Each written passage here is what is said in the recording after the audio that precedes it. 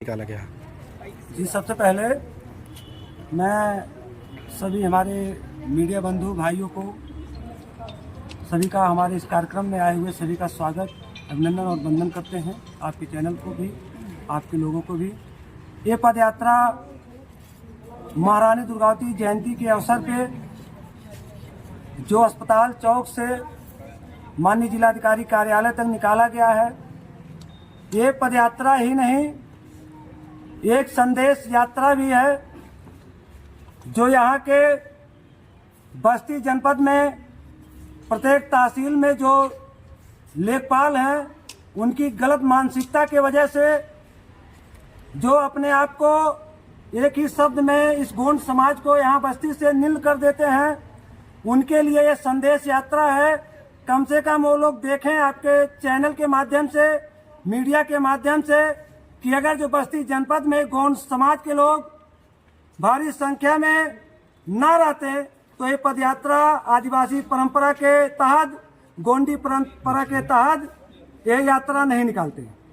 मैं सभी हमारे जितने भी तहसील में निवासरत लेखपाल हैं, सभी को मैं चेतावनी देना चाहता हूं कि अगर जो इस बस्ती जनपद में गोंड समाज के लोगों का, गोंड समाज, धुरिया समाज के लोगों का हनन किया गया तो ये लेखपाल बंधु इस चीज को कान खोल के सुन लें कि आने वाले समय में एक ऐसी भयंकर और भयानक रैली की योजना हम लोग बनाएंगे और हर तरह से, हर स्तर से मजबूर हो जाएंगे, क्योंकि हमारा सर्टिफिकेट जारी नहीं हो रहा है। हमारे बच्चों का, हमारे आने वाली पीढ़ियों का, कौन सा सर्टिफिकेट नहीं जारी हो रहा? हम लोगों का अनुसूचित जनजाति का सर्टिफिकेट जो 2003 में जो शासन के द्वारा आदेशित किया गया है, उसके बाद भी संबंधित जितने भी कर्मचारी अधिकारीगण हैं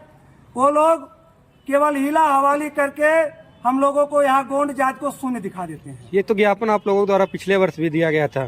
पिछले वर्ष भी दिया गया, 5 अक्टूबर को विश्व आदिवासी दिवस, 9 अगस्त को भी दिया गया, आज भी दिया गया। इसके पहले भी हम लोग ज्ञापन के माध्यम से माननीय जिलाधिकारी जी को, माननीय उप जिलाधिकारी जी को, सभी को ज्ञापन दिए, लेकिन इसमें कोई कार्रवाई, कोई ये लोग रवैया नहीं अपना रहे हैं।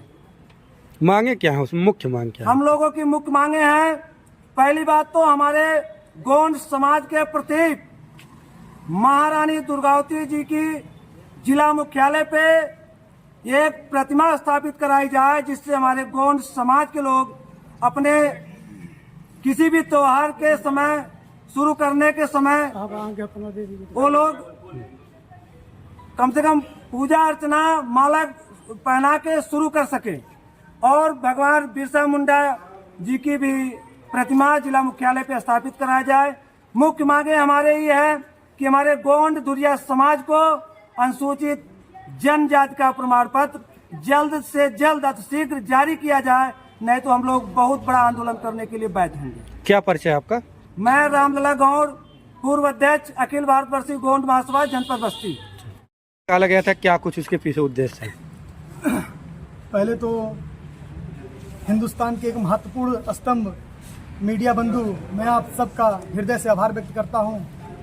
आज जो भव्य शोभा यात्रा निकाला गया, हमारे गोंड वंश की वीरांगना महारानी दुर्गावती जी की जयंती पर आज अस्पताल चौराहे से होते हुए, शास्त्री चौक होते हुए आज डीएम कार्यालय पे हम सब उपस्थित हैं, और हम सब इस यात्रा के माध्यम से जनपद के आला अधिकारी को हम सब एक संदेश देना चाहते हैं कि जिस तरह ये तहसीलदार और यहाँ के लेखपाल कहते हैं कि यहाँ पे गोंड धुरिया समाज के लोग नहीं पाए जाते हैं, हम सब यात्रा निकालकर महारानी दुर्गावती जी का जयंती मनाकर ये संदेश दिए हैं कि हम सब भी अभी जिंदा हैं और हम सबको हमारा हक अधिकार मिलना चाहिए। जिस तरह हम लोग पिछले वर्ष भी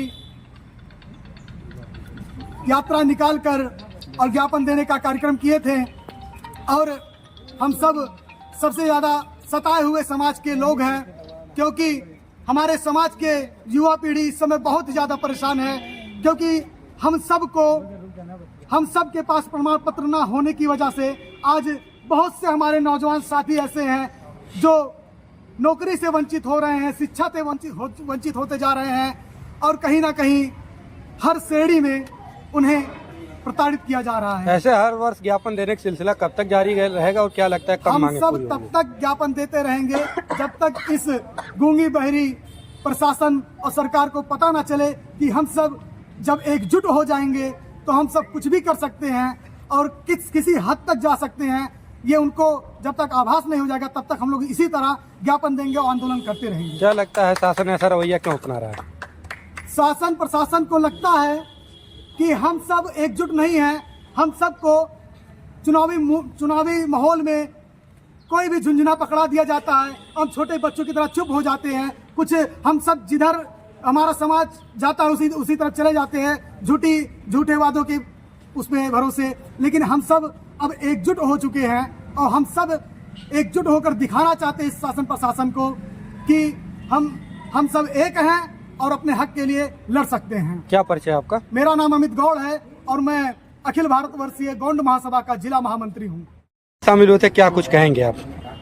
यात्रा में शामिल हुए हैं। सबसे पहले हम महारानी दुर्गावती जी के चित्र पर पुष्प अर्पित करके उनको नमन करते हैं। और यात्रा निकालने का वजह है और बहुत बड़ा वजह है, जो ये गूंगी बहरी सरकार है, पीएम सीएम जो भी है, ये सब हम लोग को झुंझुना पकड़ा रहे हैं। सीएम कहता है मैंने बिल पास कर दिया है, बन जाएगा, और पीएम भी कहता है यही चीज की हम आदेश दे दिया है, लेकिन आदेश कोई जारी नहीं हो रहा है। अगर इसी तरह चलता रहा तो इस सरकार को जड़ से उखाड़ने का काम करेगा गौंड समाज, और कहीं नहीं रह जाएगा। जैसे 14 साल ये गायब थे, अब की बार ये जन्म जन्म से गायब हो जाएंगे। और दूसरी चीज ये है, हमारे गौंड समाज के बच्चे पढ़े लिखे होकर के भी नौकरी से वंचित हैं। कहीं न कहीं उनको जो सरकार कहती है पकौड़े बेचने के लिए, पकौड़े बेचने पर मजबूर हैं। और आपके माध्यम से मैं ये कहना चाहता हूँ, अगर ऐसे सिलसिला जारी रहा तो तोड़ फोड़ के साथ पूरे जिले पर तांडव मचा देंगे हम लोग समाज के लोग।